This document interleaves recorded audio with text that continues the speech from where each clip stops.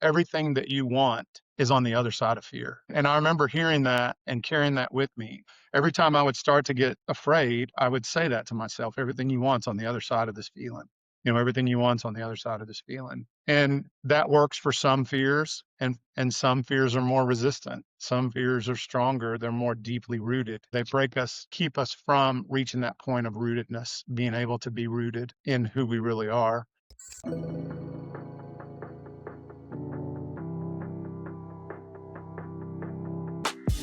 Welcome to the Mindform podcast, where we delve into the minds of some of the most interesting people on the planet, discuss psychology, philosophy, and personal growth, and share the wisdom we uncover with you. Join us as we explore the art of forming our minds. Here's your host, Frank Lawton. Kia ora from New Zealand. This is the Mindform podcast. Here we share real conversations with earnest seekers of the good life, uncovering gems of wisdom every time. Each guest is a unique expert in philosophy, psychology, and personal growth, and all are members of the psychotecture collective and training platform Mindform.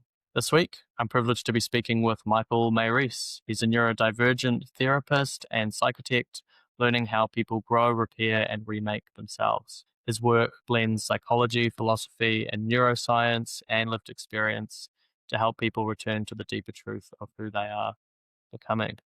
Welcome to the podcast, Michael. Hey, thanks for having me, Frank. It's good to be here. Yeah, awesome. I'll just start with what's alive in you, Michael.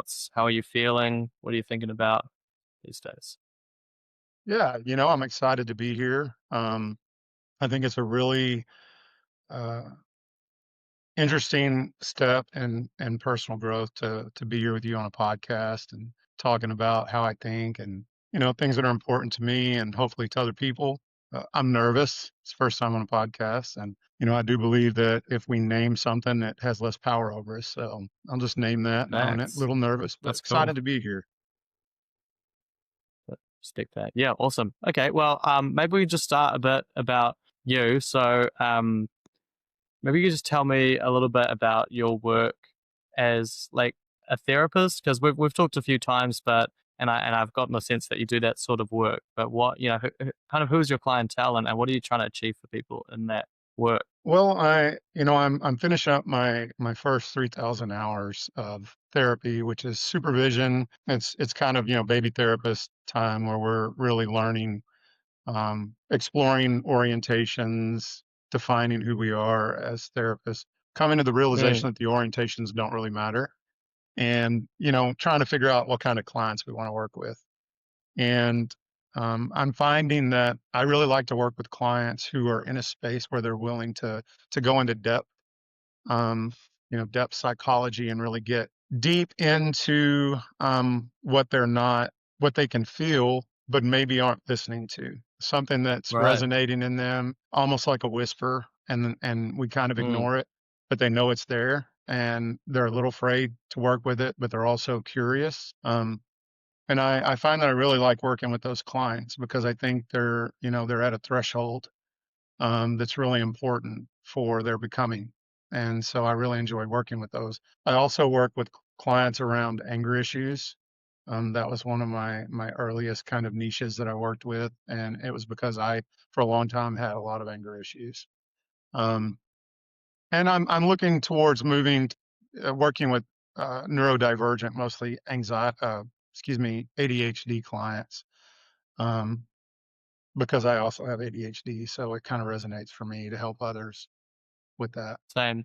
There's also certainly a lot of intersection and overlap that you'll be able to find, I'm sure, with those sort of three categories. I mean, neurodivergence and, everyone, of course, has their inner callings and feelings that they're trying to map out, but there's often sort of a somewhat culturally triggered disconnect there for neurodivergent people, or maybe a struggle to find an existing pathway or place of social expression to connect with what's going on within you and express that. So I can see that there's overlap, at least with the neurodivergent and the sort of depth psychology aspects of your work. I mean, with that depth psychology stuff, the first thing that came to mind is that sounds like really fun, like a process of mutual discovery. Like, oh yeah, what does that mean? How does that fit into that larger puzzle of you? And I'm sure you come up with like interesting people sharing interesting memories or experiences that as they try to piece together. I mean, following a feeling is such a fun exploratory process, isn't it? Yeah, I think it's kind of like sometimes with a client, it's like holding hands on the edge of a cliff and looking at each other and waiting to see if we're going to jump together. Um, because as a therapist, I can't really guide them into the jump. They have to be Mm. the one to initiate that. But it has that same kind of excitement and exhilaration and fear. I think that exists there for both people. At least at this point in my career as a therapist, maybe 20 years from now, it won't have the same impact. I hope not. I hope it continues to have the same impact because there's something that feels real sacred in that when you go into a space with a Yeah. client. And I think that feeling helps kind of feed awareness. You're working with clients who are very vulnerable, and they're counting on you to not just be with them, but to be with them safely. Um, but a lot of clients they're not there, they're not ready. They want to go there. They can hear that call, that kind of summons, but there's a little anticipation, a little uncertainty, and so a lot of the work is just around getting to that threshold to be able to make that decision. Mm. And that is a lot of uncovering and kind of recontextualizing experiences. So Yeah, that's interesting. Like, the therapeutic process, I mean, there's a million ways that people map it out, right? In terms of, what the desired outcome is and the way to get there. But, with this outcome in mind that you speak of, okay, well, getting in touch with an inner feeling, an expression, a calling, curiosity, whatever that you're trying to get in touch with that so you can release that. What is the process of getting to the place where you are in touch with that and you see that there's a decision and you're willing to explore it or you have curiosity about it? What keeps people from that place where there's then the possibility of jumping? How do people get to that place? What do they have to wade through? I think the biggest thing that keeps people there is it isn't mysterious. It's a very basic, fundamental fear of change. It's a fear of letting go. Um, People want to be better than they feel. They want to have a greater sense of self, a greater sense of purpose. But at the same time, that often demands giving up parts of yourself that you've really clung to, these egoic ideas of identity, and that's hard to let go of because those ideas are tied to culture and family, to friend groups, and just it's how we define ourselves. Right. Unfortunately, is largely through these egoic connections and ideas, and so really going into that place where you're going deep and you're really answering that deep call. James Hollis, a Jungian analyst, he calls it the summons of the soul, and to Mm. really answer that summons of the soul, you have to be willing to let go or be at a place where you can choose to let go of that identity. And for a lot of people, that doesn't come until later in life. It's not something that's easy to do in youth when kind of the first half of life is all about identity and building identity and Yeah. achieving and accomplishing and acquiring. Yeah, no, absolutely. I mean, I think, people work so hard in their teenage and child and early adult years to create and form a sense of identity. I think it's a big shift to realize that the next step of progression and growth is in a way to peel back all that hard work. um, yeah, Yeah.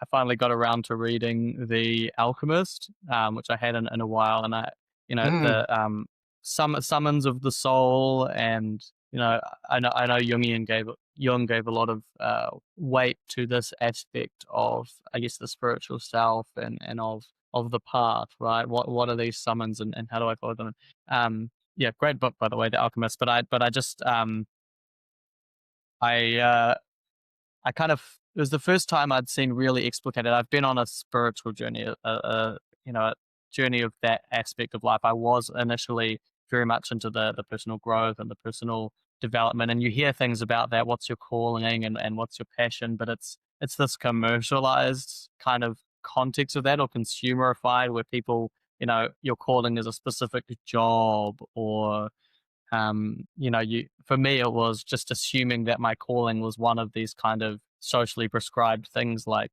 entrepreneurship, or whatever it is.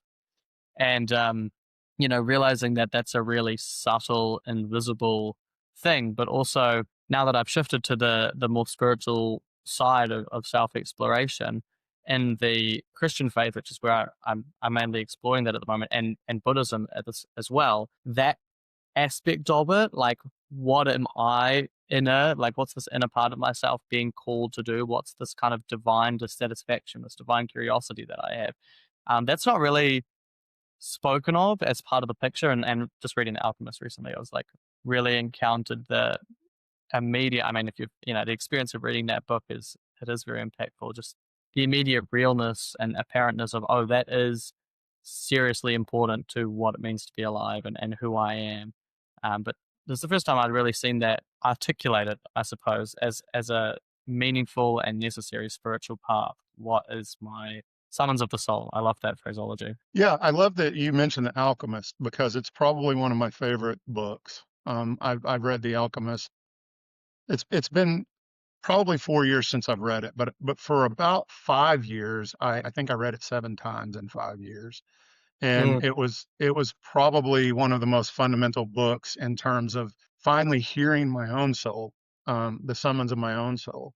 And look, soul is a word that people don't like to use, like especially when you're in science-minded groups and things like that. There can be a lot of sure. scoffing at the idea or the language of the soul. But I think it's really important when we're talking about the soul is it doesn't matter whether you use the word of the soul.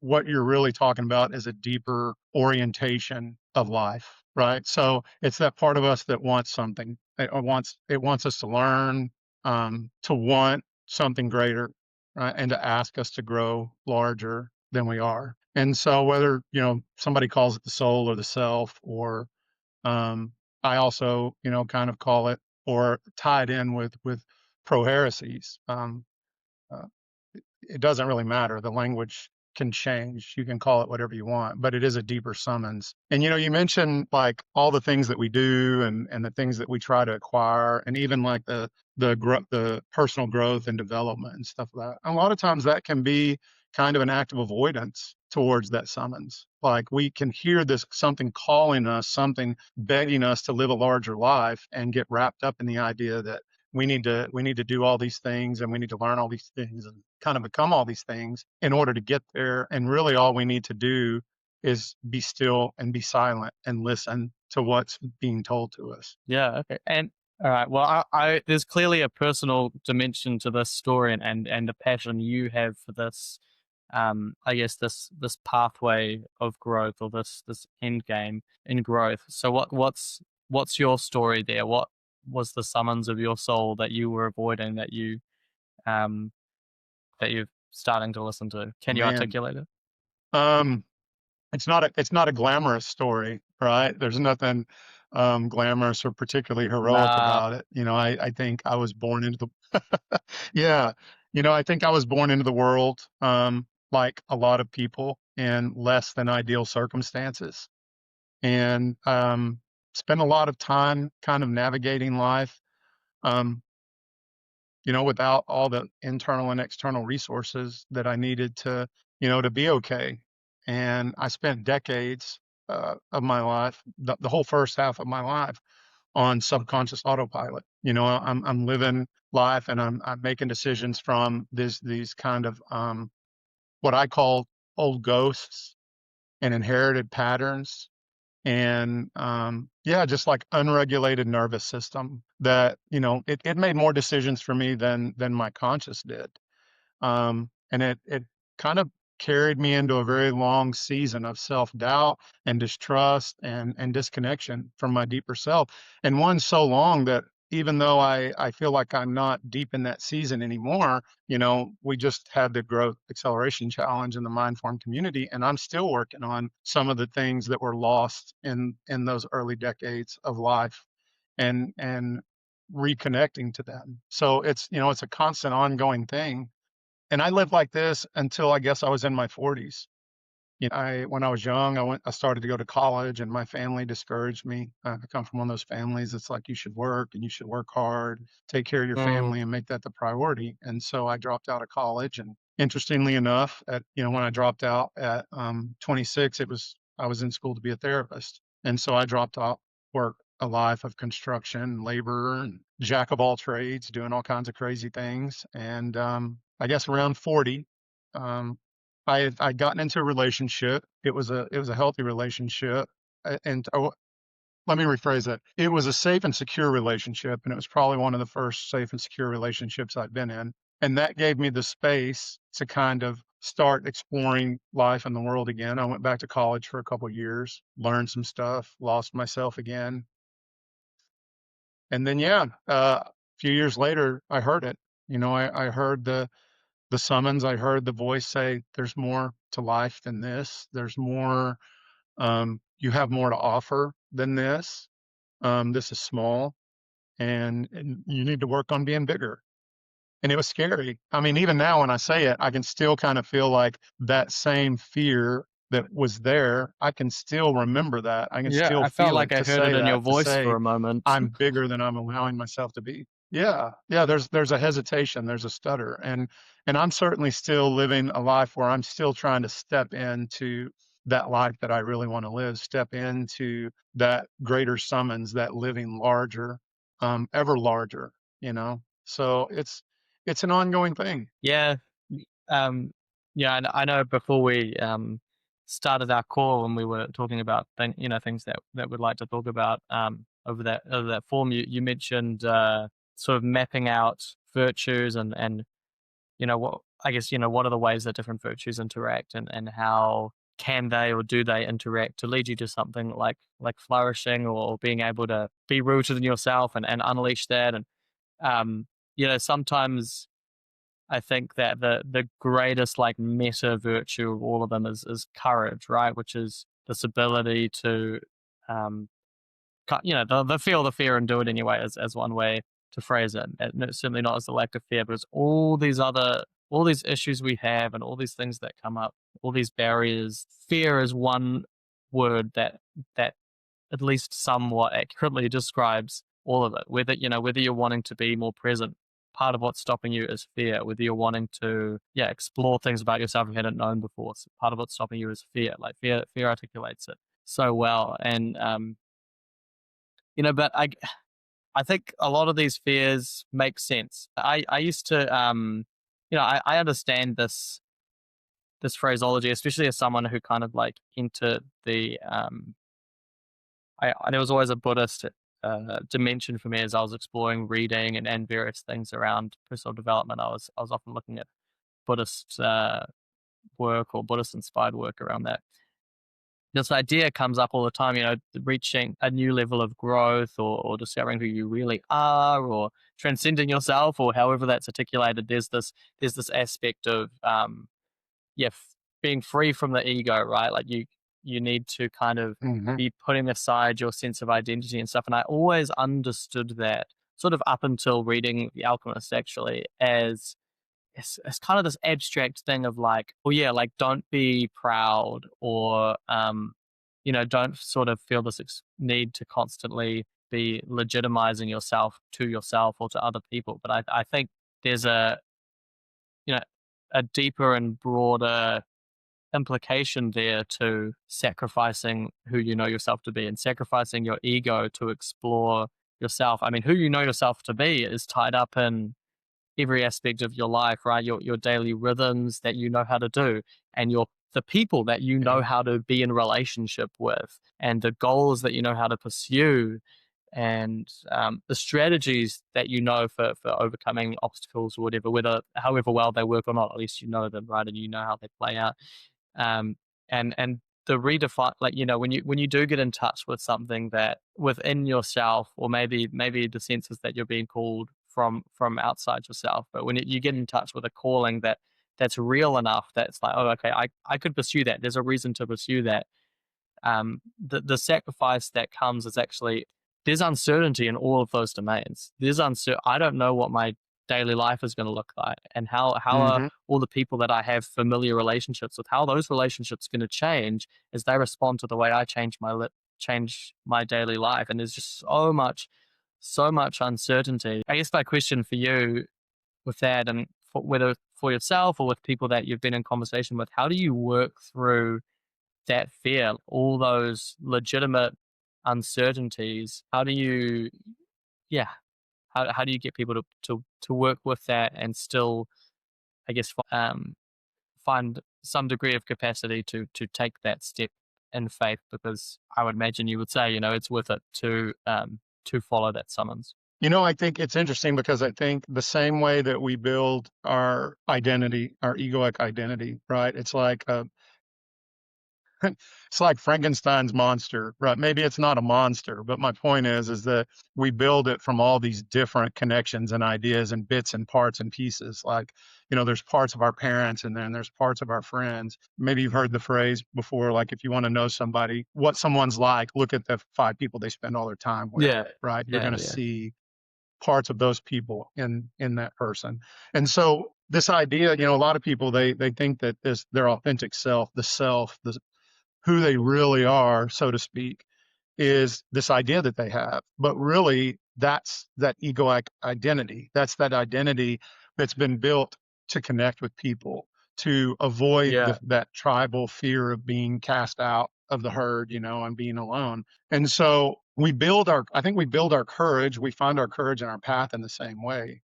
Kind of like there's bits of my story are tied to The Alchemist. Right now in the community, we're reading The Untethered Soul. There's parts of my journey that's tied to that, even as I'm aware that I don't resonate with that book as much as I did when I read it the first time, right? But it was there when I needed it to be to serve a purpose. And one of the ways that I handle fear, it's funny. It was a quote from Will Smith. He said one time, he said, "Everything that you want is on the other side of fear." And I mm, remember hearing that and carrying that with me. And so every time I would start to get afraid, I would say that to myself, everything you want's on the other side of this feeling. Everything you want's on the other side of this feeling. And that works for some fears, and some fears are more resistant. Some fears are stronger, they're more deeply rooted. Um, and they do kind of yeah, they break us, I think, or keep us from reaching that point of rootedness, being able to be rooted in who we really are. I don't know if that answered your question or not, but that was what came up for me as we were speaking. I think it does. I mean, I think an answer, maybe I was looking for this kind of answer a little bit, but I think often, often we are, when we ask a question like that, oh, how do we do that though? How do we get there? There's a sense, I think, that we're asking, how can it be easy, or how can it not be painful, or how can I not feel that fear? But like I say, it is a bit of courage, which is a rare but kind of ubiquitously valuable virtue of, no, it's finding the will or the reason or the awakeness or whatever to go through that fear. Oh, I feel this fear, it's there, but my values are louder than that, or my hope is louder than that, or my sensitivity to this calling is louder than that. I guess it's a little bit like the framework in acceptance and commitment therapy, right? ACT therapy, which it's like, um, we have this whole, I mean, it's exactly the framework, really. We have this whole web of relations. Everything in our environment is labeled, and with these concepts of how they interact with each other, that's tied with our sense of self that we build over our lives. And then those maps tell us what's safe and what's dangerous.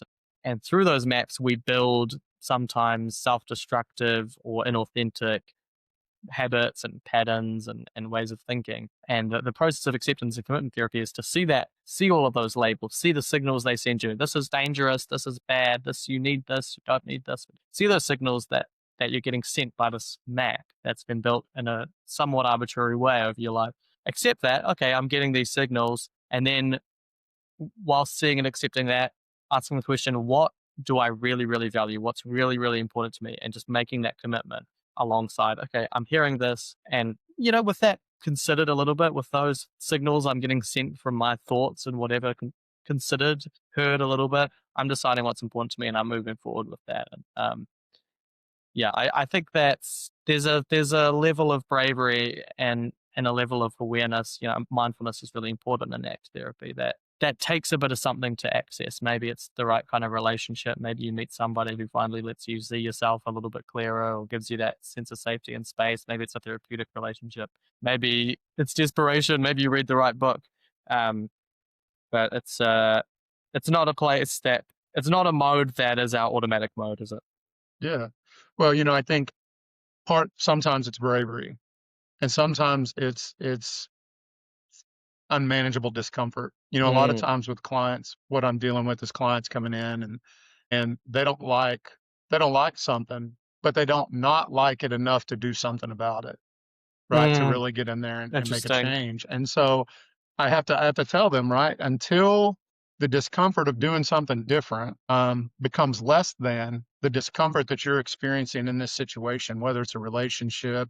I often have this with young men who are what we call late starters or non-starters. They're still living at home with their parents. They're being psychologically murdered with anxiety. They're just horrified to go out in the world and make a decision because they're afraid it's gonna be wrong. And their parents create a scenario where it's uncomfortable for them to live at home, but it's not so uncomfortable as the idea of going out and making decisions and possibly falling on their face and failing, and then picking themselves back up and going at it. And so until they're willing to go through that discomfort, until the discomfort of living at home is worse, they're going to stay there. And so I think for some people it's discomfort, some people it's bravery. Um, what what do you do with that though? Like, you've had that. So say in this example, right, of a young guy who's, you're trying to support and encourage them in the transition to independence, and that's you sort of you present to them and you buy into that framework of, okay, where you're at now needs to be scarier or more miserable or more uncomfortable than how you imagine where you're going to be. Well, what do you do with that information? Do you make yourself really uncomfortable, or is it paying really, really careful attention to all the aspects of your current situation and how that aligns with what's really important to you? Yeah, what do you do with that? I think with many clients, it boils down to their own timeline. It's a process. Becoming is a process, and it's a process that's different for everyone.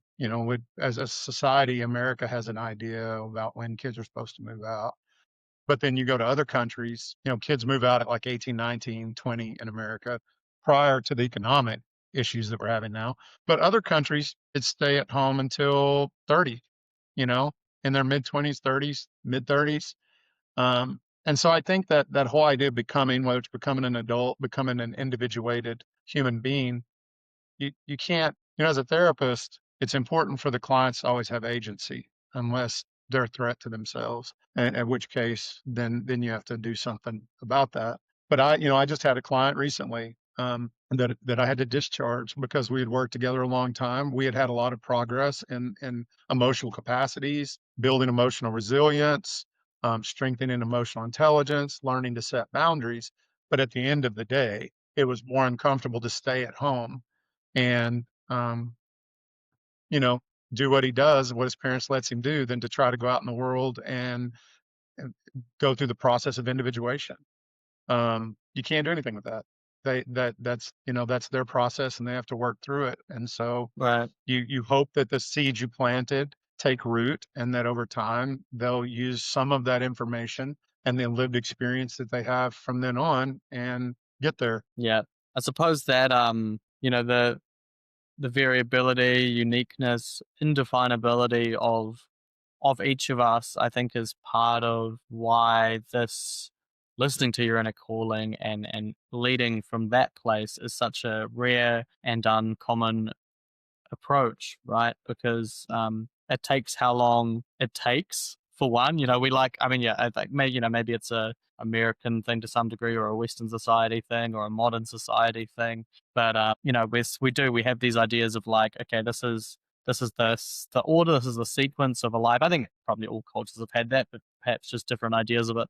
This is the sequence. These are the kind of ages that it's meant to happen. And this is what that normally looks like. This is what becoming independent looks like. This is what developing capacity and capabilities looks like. This is what I mean, being yourself is such a conversation now in sort of influencer, self-help, self-care kind of social media world that young people engage in a lot, um, there's even images of what being yourself looks like. And so now when people are on that journey of, oh, I want to be myself, even that's somewhat prescribed, right? And so, which is hilarious. Hmm. Indeed. But yeah, it's like, what do you, yeah, I think it's just, it's really, it's the same thing. It's just about it not being the autopilot, not being the automatic thing. To connect with that summons of your soul. I do love that phraseology. To connect with that is really, there's so much that you have to step outside of, because there's the whole world, right? You build yourself in a relationship with the world and these standards and maps and expectations and images. And the summons of the soul doesn't usually or necessarily fit with any of that. You and you're only going to get in touch with it by, yeah, by a patient, curious, listening, feeling it out kind of process. And there's very little control and predictability and power in that. And you can't hurry it either. And yeah, that it's a bit frustrating. Yeah, yeah. Well, I think we all make decisions in life that are contrary to what we know in an embodied way to be the thing that we actually want to do. You know, All the time. we say yes when we really want to say no, or sometimes we say no when we really want to say yes. And one of the things that I've really learned, and this was a big one for me in the Growth Acceleration Challenge, is the awareness of the erosion of trust within the self when we do that. When we don't Mm, listen to those echoes or those whispers from deep inside, when we say yes and want to say no, and vice versa. When we align ourselves with people that we don't really like because they might advance our career, or they might give us a good weekend or something. We erode trust in ourselves, and that's always going to become part of that summons, right? Like it's gonna be there, that echo, that whisper that's like, hey, you're getting farther away from yourself, and you need to come back to you. I like to think of yeah, this it's a this whole process as, it's a big integration process, right? That the idea of the soul calling you home, it's about first integrating all those different parts that we have early in life, and then bringing it all back to the self, right? The self, the soul. And it's like what Ryan, in his book, Become Who You Are. That's the ultimate goal at the end of it, is to listen to that deepest calling, follow it, explore it with curiosity, answer it with integrity, and allow it to really create the final steps of the becoming, so that you can become who you're meant to be, who you've always been before the world told you who you should be. mm, mm. Yeah, there's this, that that understood as like a, I guess like a personal and deep and enlivening, mighty sort of spiritual journey or discovery journey, rather than like a productive creation journey, which again was my initial encounter with all of this kind of personal growth stuff. Right, that was the context in which I encountered. That was the framework I had initially approached it. Um, it's it's really got a different color to it, and you do encounter that in the Alchemist, which is just top of my mind at the moment. So sorry if I keep bringing it up, although I do know you love it.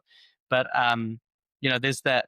No, It's that's got a unique fine. color to it. When I can, yeah, all good. When I compare it to different spiritual paths, you look at Buddhism, which is great. I love feelings of peace, and I love the skills that I've kind of attained through mindfulness practices and some of these principles. Just being able to briefly separate from the script, right? From the thoughts, from the interpretations, and creating that space as a superpower, and I'm in love with that.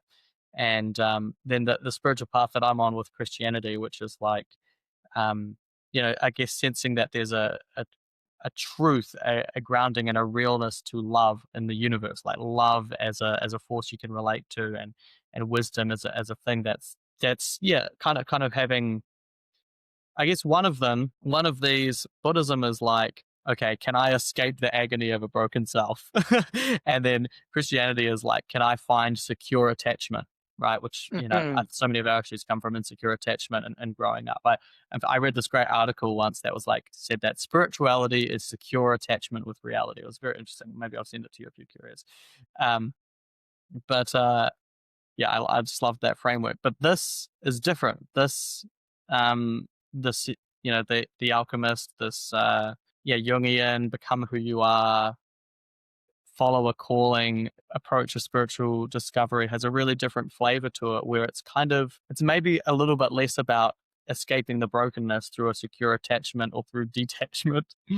But it's about leaning into something that's been buried by all of that brokenness, and the kind of aliveness that comes from it is not just the the peak awareness and vivid colors and all of that of Buddhism, or the hope and enthusiasm and love of kind of a more theistic religion.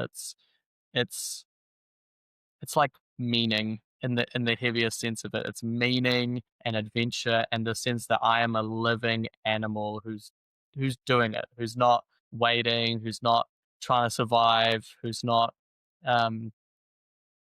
there's none of this in between. There's no delaying. It's not fear based. It's what am I being called to? I'm heading for that is a very different flavor of existence. I think that as I've healed more on those other pathways, as I've found secure attachment with reality more than ever before in my life, as I've learned to disconnect from the noise of my broken self more than ever before in my life, that's the missing piece for me. That's the next calling, right? It's like, okay, well then what do I do with this freedom? What do I Mhm. do? How do I what's next? I'm not stuck in the bad and the painful. What's the good that I want? That's my journey right now. Yeah.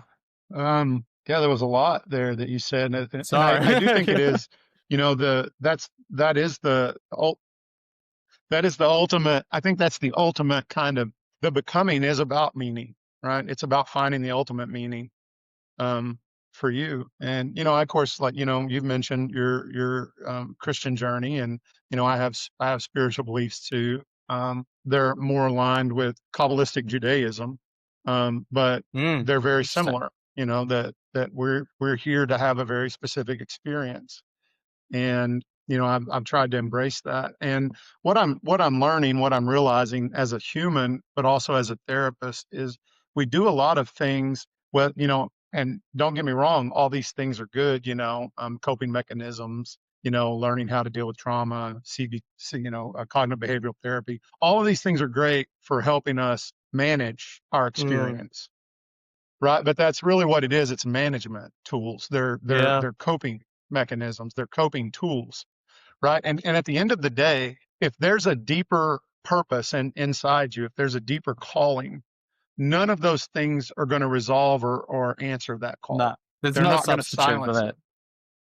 No, there's Mm, nothing. You have to answer that call. You have to stand in the face of uncertainty with, as you said, courage and deep curiosity, because it isn't going to go away. And you're either going to live this life having answered that call, or you're going to reach the end of your life with that one big what if. mm, What was it?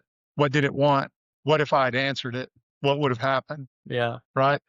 And so I think that, we can live a life of avoidance, or we can live a life of discomfort. And it's interesting because I used to think that, I love this phrase from Shinzen Young, on suffering. It's pain, suffering equals pain times resistance. Mm-hmm. And for a lot of time, and I found this to be universally true with clients. If a client comes in, they'll describe to me their suffering, and I'll ask them, "What are you resisting?" And almost intuitively, they know. They know what the pain is. They know what's causing their suffering, even if they came in originally thinking they didn't. If you ask them that question, "What are you resisting?" Right? They'll point it out, and then you can immediately tie the suffering to it. You know it. It's a direct line. Mm, Um, but that doesn't mean that we should avoid suffering, right? That doesn't mean that just because we can identify the pain, that our job is to avoid suffering. Suffering needlessly is not helpful.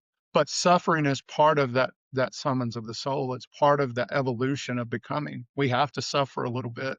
We have to suffer discomfort. We have to suffer loss. We have to suffer disappointment to Yeah. become Now, who hidden we are meant to become. hidden in every, I mean, it's not that hidden, but I think we like to pretend it is. Hidden in every spiritual path, and many, I guess, secular paths, but paths of growth that people find resonant for them, is that core message of like, stop stop running from suffering, just accept it, lean into it. There is no, like, there is absolutely no way to never suffer, so just stop making never suffering your goal, or never feeling pain your goal. I mean, I say it's not that hidden, because what's, the core image of Christianity is Jesus on the cross, and the core image of Buddhism is like, what's one of the four tenets, or whatever, the four noble truths is like, there is always dissatisfaction, like, and so that process, I think we explore so much, and we're always looking for the motive is so often, okay, what's the way out of discomfort, what's the way out of pain. And I think maybe you have to play that game a little bit to get to this place where eventually it's like, oh, that's not the game to be playing, it's not working out for me, like, I'm that void that I'm trying to fill, or that richness that I'm trying to seek, or that Mhm. reconciliation of the fact that I'm going to die one day, like, that is not answered by getting away from suffering. I have to try something else. What if I just lean into it? What if I stop resisting and just face that thing that I'm terrified of? I said before, as I was talking about my spiritual journey, maybe it's that I've kind of filled these things that I needed of, secure attachment, and a little bit of self-separation. And now I have the space to explore this inner calling. Or actually, maybe it's the fact that I've been trying all of these things. And this is so true for so many people, trying all of these things, with a bit of a bend of, is this going to reduce my suffering? Which, you know what, they have reduced it, I would say, overall. But I'm like, oh, there's still something I want. There's something actually I've wanted and sought that Mhm. entire time, and that hasn't gone away by these strategies. Maybe it's more of a realization that there's this other thing. There's this other thing that we need to do. And you said that this is kind of a journey a lot of people end up going on later in life. A lifetime of maybe trying to avoid discomfort, a lifetime of thinking maybe there's all these other things I can do, instead of listening to this voice, where eventually you just give up on those other paths. Yeah.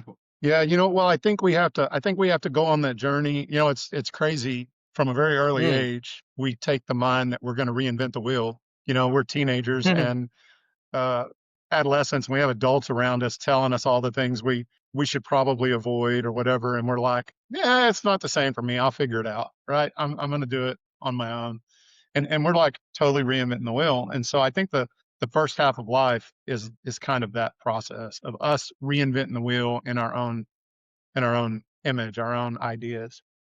And I think we have to reach the point where we go, "Oh yeah, this isn't working. I'm not as happy as I thought I would be. That job isn't making me happy. That relationship didn't make me happy.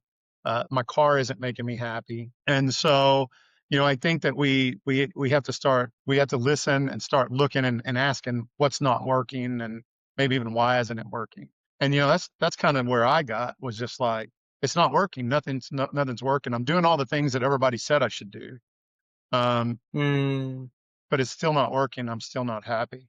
Um, and I'm really glad that I took that step, even though I didn't know it was going to take me. I didn't know it was going to take this long. I didn't know it was going to be a lifelong thing. But you mentioned secure attachment too, and I think that's important because we live in a relational world. I mean, we're having this conversation about our inner experience and the deeper meaning and that summons of the soul. But at the end of the day, we live in a relational world. And a lot of the kind of ghosts and psychological gremlins that keep us from hearing that summons, right? They were born in relational fields, and Yeah. a lot of times that thing that's born in a relational field can only be tended to in another relational field, a healthy relational field. And that's what therapy is about. right? Therapy is about finding someone that you can feel safe with, you can feel secure with, and you can open up and be vulnerable and start exploring those scary, uncertain things. And for me, that relational field was my wife. Um, Mm, I met my wife, and she created, or she provided, together, we created a relational field that was safe and secure and supportive. And that's been probably one of the biggest things to help me explore, um, who I am, and who I'm becoming, what my value is and what I have to offer the world. And so I think, attachment, of all the things, I think attachment and attachment styles is not a coping mechanism. It's kind of a truth mm, of the mm. field that we're operating in, and a marker of what we need to look at and change.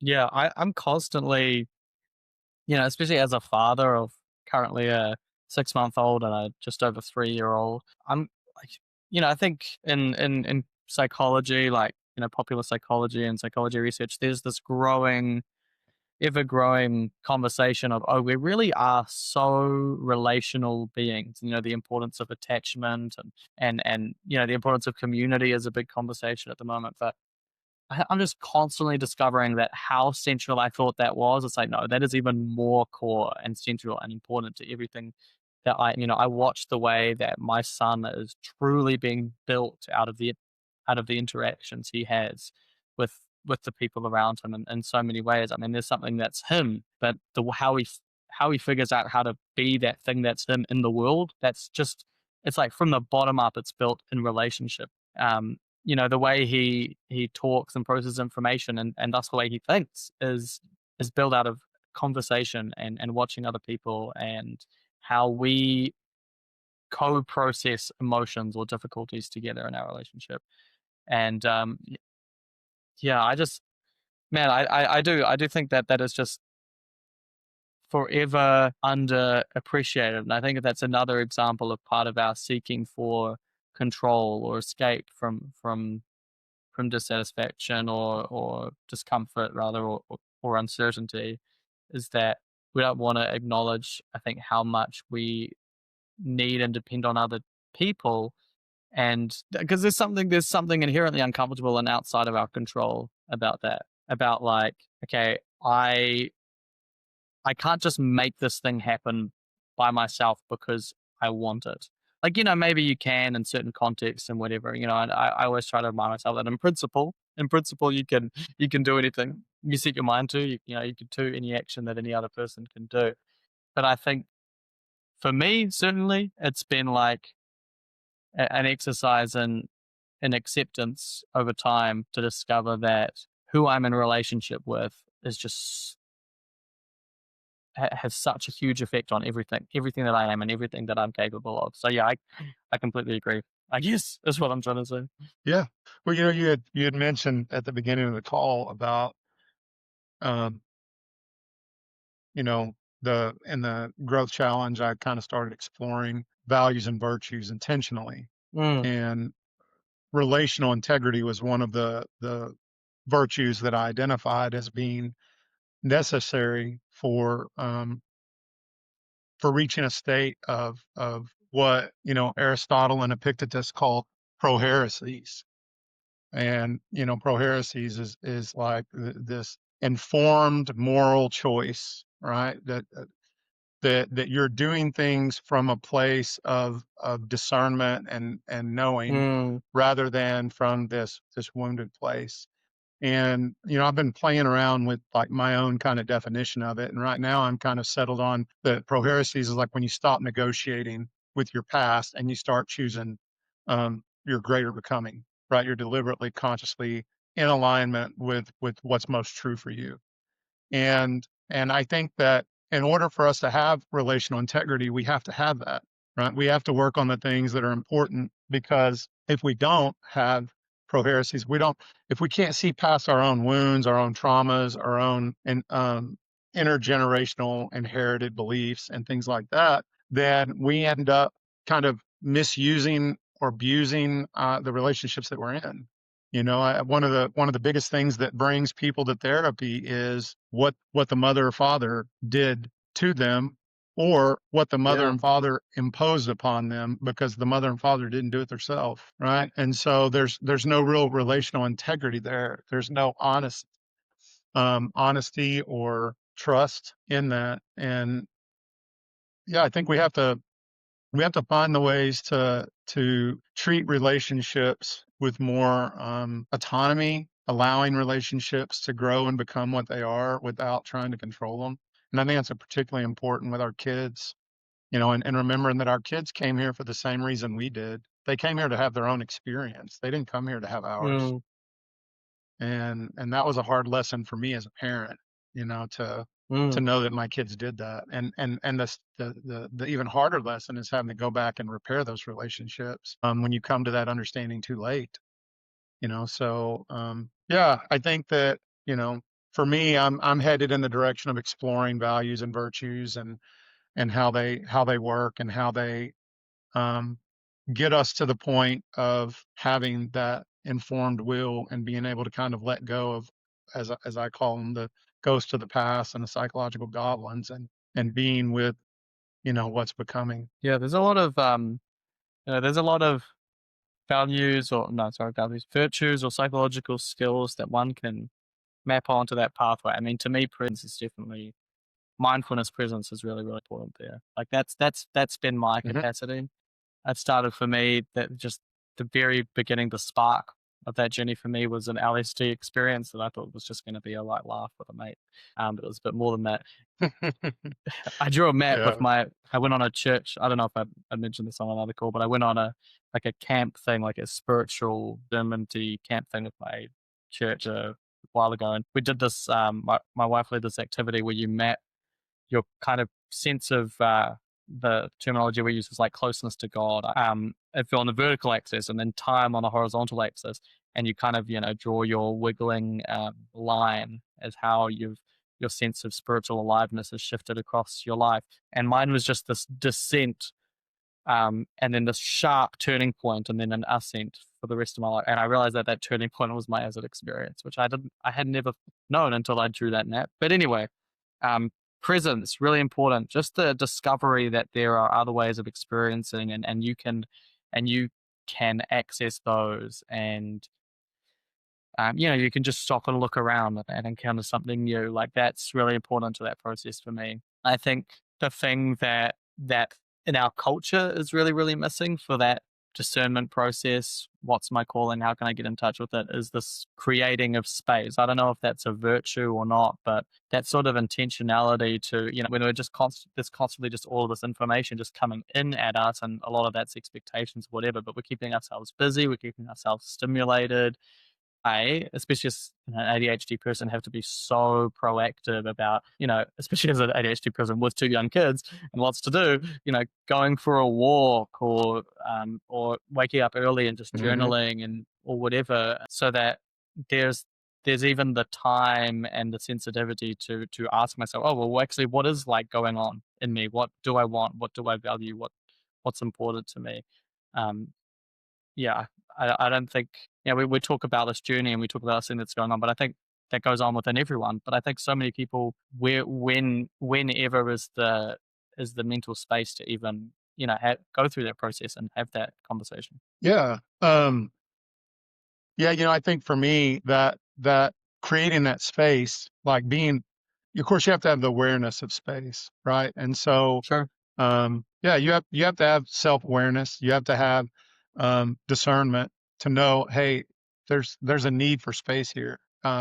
There's a need for me to give more attention to certain things, and for me, I think that falls under, the virtue of vital stewardship, of Hmm.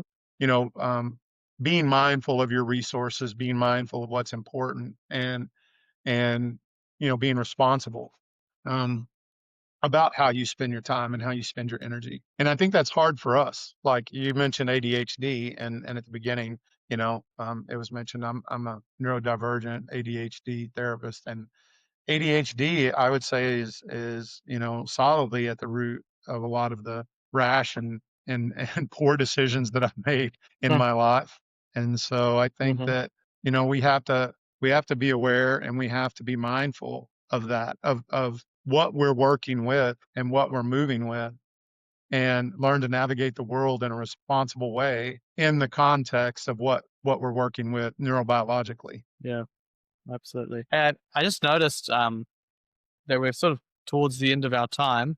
So I'll ask a sort of a couple of closing questions about you and what's coming up, and then we might um, end it there. But this has been really good.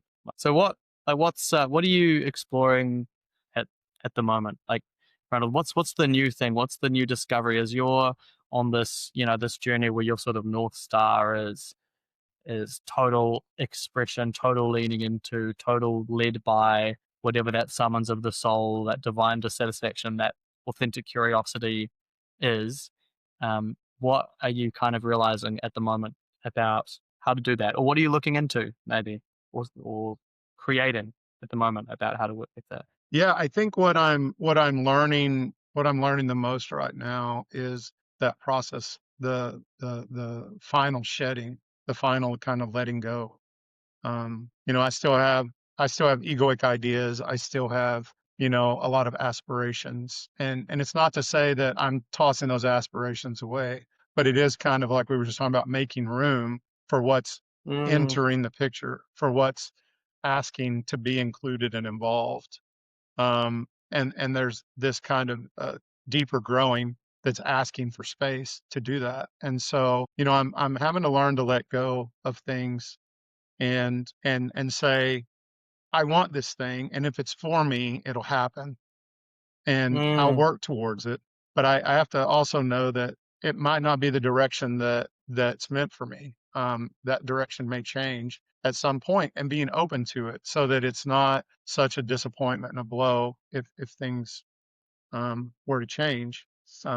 Part of that, it's crazy. Part of that is just being older and kind of realizing that I am now on a trajectory going down towards an endpoint.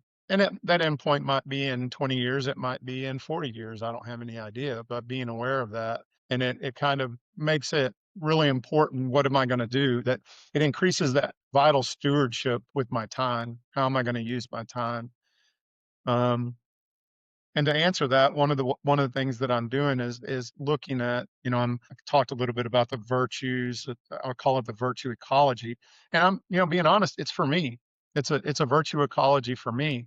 Do I think that it could create stability for a lot of other people? I do, but it's not made for them. It's made for me, because what I'm learning is that my kind of creative mind, my abstract mind, likes to wander a lot, and if I don't put things down into some hmm. type of manageable context, some kind of structure. I love mind maps. I love graphs. I love things like that. If I Yeah, don't it's put fun. it down into a system, I'll get lost in the abstract. And so I'm working on that, and I've been kind of living the exploration of this idea of, that I shared with you before the call, of Vicisitas.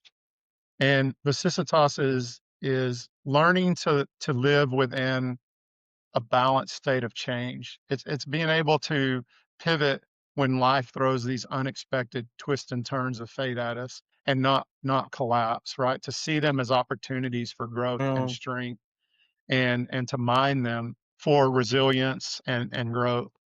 And I think that's really important, because a lot of times, um, what we hold on to in fear of change, right? In fear of yeah. letting go. And so that's what I'm working on, and that's what I hope to maybe bring more awareness to the world in. But we'll see. We'll see where life and where that calling takes me. Maybe it'll take me somewhere else. Yeah.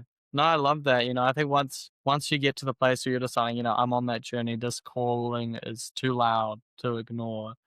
The skill set needed becomes, yeah, okay, well, how can I exist in uncertainty? How can I exist in change? How can I cope with my expectations being um, totally wrong? Because that's what that life looks like. That's what a life of following the feeling and the calling looks like. Because you didn't choose the feeling, and it's leading you somewhere you don't know where. And it's enough. What's also unique about that pathway is it's not it's not a walk through a pre-built set of halls and ladders that the society has framed around you. You turn left here, you turn right here. It's a walk through the jungle, and there's a lot of change there. So, no, I think that certainly sounds like the toolkit for you right now, and I think for anyone who wants to